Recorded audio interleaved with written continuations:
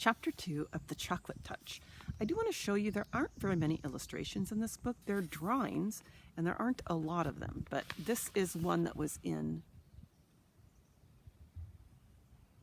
the first chapter. So when there is a decent sized drawing, I'll make sure and show it to you. All right, Chapter 2. It was Sunday afternoon. The sun was sinking low in the sky, but the air was still quite warm. John was wandering along in the direction of Susan's house, absent-mindedly looking down at the sidewalk, when his eye was suddenly caught by a dull, gleaming, silvery gray coin lying right in his path. The coin was the size of a quarter, but even as he leaned forward eagerly to pick it up, John noticed there was something strange about it. It did not have a picture of George Washington or a picture of an eagle. On one side there was a picture of a fat boy. On the other side were the letters J.M., which was funny, John thought, because those letters happened to be his initials. Grasping the coin firmly, he ran on toward Susan's house.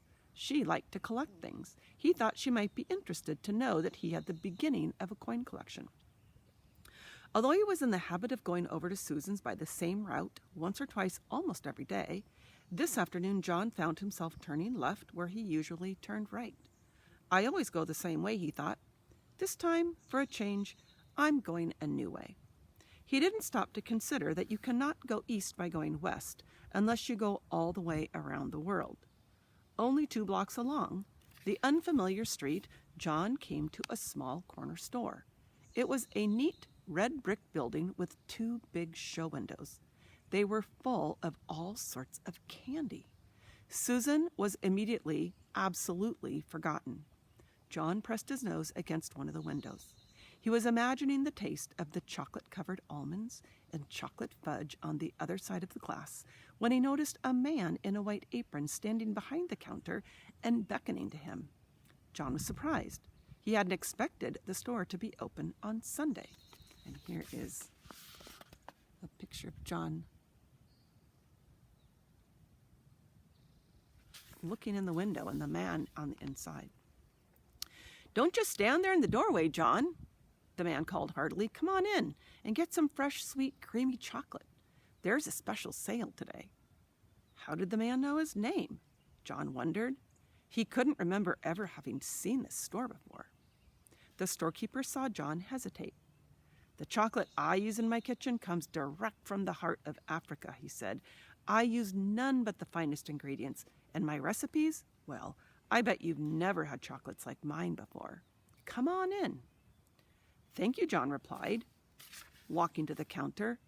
"But you see, the trouble is, well..." "No money?" the storekeeper asked. "No money whatsoever? What have you got there in your right hand?"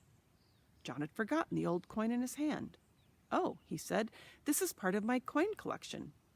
I mean," he added more honestly, "I'm going to save this coin and then get some more to make a collection." "Let me have a look at it," the storekeeper said. He looked briefly at the coin. "Aha!" he exclaimed. "Is it any good?" John asked, his hopes suddenly rising. "Very good," said the storekeeper. "In fact, it's the only kind of money that I accept.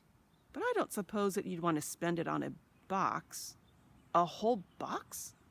Well, I imagine you'd rather keep this for your coin collection than spend it on chocolate, wouldn't you?" "Oh, no," John said. "Chocolate any day." "Go ahead then. Help yourself," the storekeeper said, pointing to a heavily laden show table piled high with large, wrapped candy boxes, all exactly alike. "You mean I can have one of these?" John asked, his eyes round with surprise. The candy boxes were as big as the ones his father always brought home at Christmas time. "Just help yourself," the storekeeper assured him. "That is, unless you think it might be better to ask your mother first." "She wouldn't mind," John said hastily, and blushed. The storekeeper winked knowingly. "I'm sure she won't," he agreed. "Not in the long run, anyway." John tucked one of the large boxes under his arm, declined the storekeeper's offer to wrap it as a gift, thanked him, and hurried out of the store before there could be any questions of anyone's changing his mind. The storekeeper smiled as he watched his customer hurrying away down the street. John decided that it might be sensible to enter his house quietly by way of the kitchen. With the large candy box hidden behind him, he let himself in by the back door and crept up the kitchen stairway on tiptoe toward his own room on the top floor. Just as he was about to round the corner on the second floor to continue his way upstairs, he had to stop for a moment while his father walked by, coming along the hall from the bedroom telephone. "That was Mrs. Buttercup on the phone," Mr. Midas called to Mrs. Midas as he walked down the front stairs. "She said she was sorry John wasn't able to get over to play with Susan this afternoon. But it was a good thing in a way, she thought, because Susan's already so excited for her birthday party tomorrow. I wonder where John would have gotten to."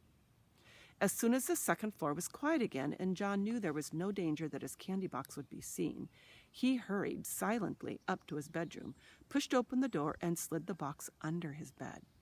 Then he walked heavily down to the living room. "Well, there you are," said Mrs. Midas. "We couldn't imagine where you'd been. What have you been doing?" "Oh, just sort of playing around," John said. John usually took a long time to put his things away and undress and take a bath and get ready for bed. But he thought sleeping was a waste of time.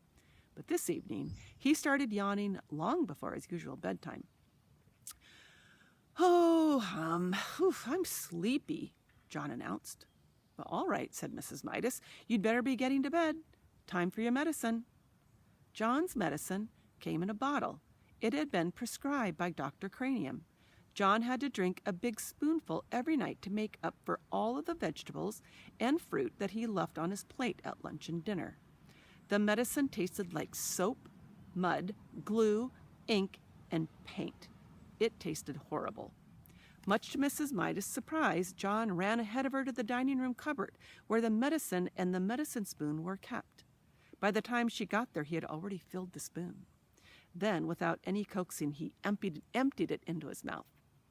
"Ugh!" John spluttered. "Ugh! Ugh!" "That's a very good boy," Mrs. Midas said. "Now, why can't you be sensible and eat up your nice dinner that way? If you'd only stop eating so much candy, you'd be able to eat your meals properly, and you wouldn't need to take the medicine." Soon John was scrubbed and in his pajamas and in bed, ready to be tucked in for the night. Mrs. Midas sat on the bed and stroked his forehead for a moment. Then she leaned forward and kissed his cheek. John pretended that he was very sleepy, shut his eyes, and began breathing deeply. When Mrs. Midas rejoined Mr. Midas in the living room, she said, "I've never known John to be so good about going to bed before. He went to sleep in no time."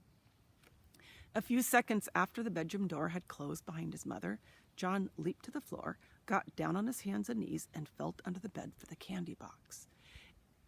He soon had it on the pillow and set to work unfastening it. First he took off the thin outer sheet of wrapping. Then he lifted off the lid. Then he removed a sheet of cardboard. Then he pulled off a square of heavy tinfoil. Then he took out a layer of shredded paper. As the wrappings piled up around him, John became rather anxious.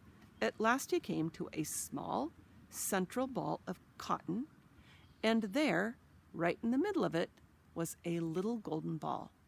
He picked at the ball with his fingernail and peeled away the gold paper, revealing a tiny piece of plain chocolate. It was the only piece of chocolate in the entire box. Deeply disappointed, John, nevertheless, put it into his mouth. He had never tasted chocolate quite like it. It was the most chocolatey chocolate he had ever encountered. And that is the end of chapter 2. See you again soon.